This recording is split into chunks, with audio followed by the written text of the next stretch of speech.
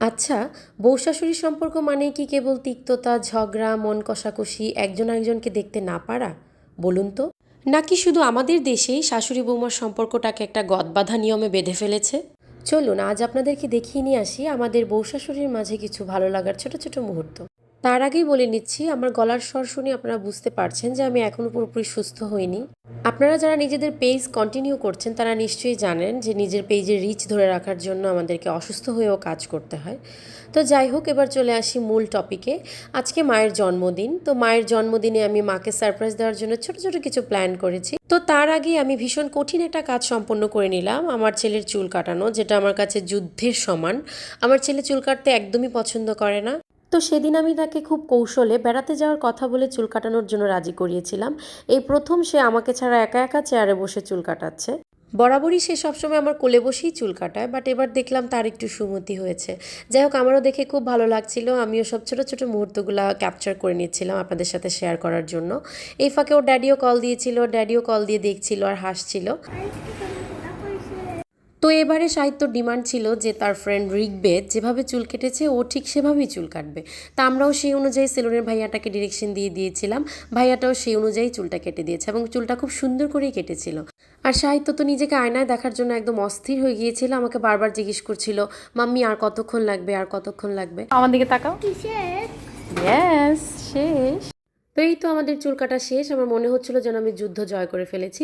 যাক, এরপর আমরা চলে গেলাম বেইলি রোডের A1 ফুডে। ওদের ছোট ছোট মিনি কেকগুলো আমার খুবই ভালো লাগে। আর আমার বাসায় যেহেতু খুব একটা কেউ কেক পছন্দ করে না, তো আমি আমার বাসার ছোট ছোট প্রোগ্রামগুলোর জন্য সবসময় ওদের রেড ভেলভেট মিনি কেকটা নেই। বাট আজকে আর রেড ভেলভেট নিব না, যেহেতু সবসময় এটাই নেই, আজকে চকলেট কেক নিয়েছি। তো এরপরে আমরা চলে গেলাম বেলি স্টারে। বেলি স্টারে গিয়ে ভাবলাম মায়ের জন্য জুয়েলারি কিনবো, বাট ওইখানে কানের দুলগুলো এত বড় বড় ছিল, মা তো এত বড় বড় কানের দুল পরে না। তো এরপরে আমি আমার ডিসিশন চেঞ্জ করলাম, চলে গেলাম সায়মা ফ্যাশনে। ওখান থেকে একটা সুন্দর ড্রেস নিয়ে নিলাম মায়ের জন্য। মা আবার বরাবরই সায়মা ফ্যাশনের ড্রেস খুব পছন্দ করে, তাই আর কি। তো এরপরে চলে গেলাম আমরা মা ছেলে ফুলের দোকানে। বেলি রোডে এই একটাই ফুলের দোকান আছে, এছাড়া আর কোনো ফুলের দোকান নেই। তো কি আর করা, ভেতরে ঢুকলাম, দেখলাম কি কি ফুল আছে। তো সেখান থেকে আমার পছন্দ হলো দোলন চাপা। এবছরের প্রথম দোলন চাপা কিনে নিলাম। দোলন চাপা আমার খুবই পছন্দের একটা ফুল, দোলন চাপার গন্ধ আমার এত ভালো লাগে। তো আমি দোলন চাপাই নিয়ে নিলাম, আমার ছেলেও বলছিল মাম্মি এটাই নাও।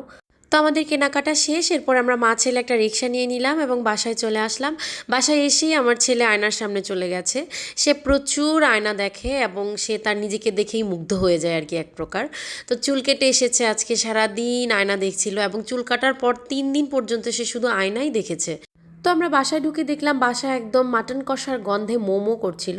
তো আমি ভাবলাম তাহলে সুন্দর করে একটু টেবিলটাও সাজিয়ে নেই, যেহেতু মায়ের জন্মদিন, মাকে ছোট্ট করে একটা সারপ্রাইজ দিব। জানি না কতটুকু সারপ্রাইজ দিতে পেরেছি, কারণ আমার বাসায় যে ট্যাপ রেকর্ডার আছে আমার ছেলে, সে তো সব কিছুই আগে আগে বলে দেয়, তার পেটে কোনো কথাই থাকে না। হয়তোবা মা বুঝিয়ে গিয়েছিল, বাট আমি আমার মতো করে দেওয়ার চেষ্টা করেছি আর কি। তো আমি আমার ঘরে ছোট্ট একটু অ্যারেঞ্জমেন্ট করে সাহিত্যকে বললাম, সাহিত্য যাও ঠাকুমাকে নিয়ে আসো। কিন্তু সে দেখলাম নিজে থেকেই ঠাকুমাকে একদম চোখ ধরে নিয়ে এসেছে। মাঝে মাঝে ওর কিছু পাকামো দেখে আমি নিজেই অবাক হয়ে যাই যে এত অল্প বয়সে এত পাকামো কিভাবে করে।